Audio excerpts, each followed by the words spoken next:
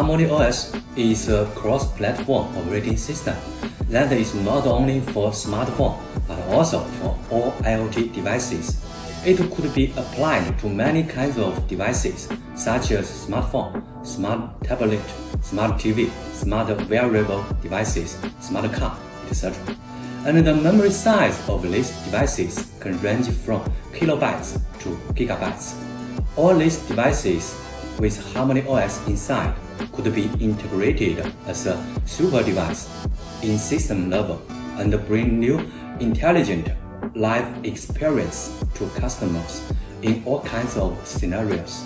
As the world's first commercial operating system, which aims at collect all IoT devices, the innovation of HarmonyOS is that it can make all smart devices with HarmonyOS inside easily collected together in system level.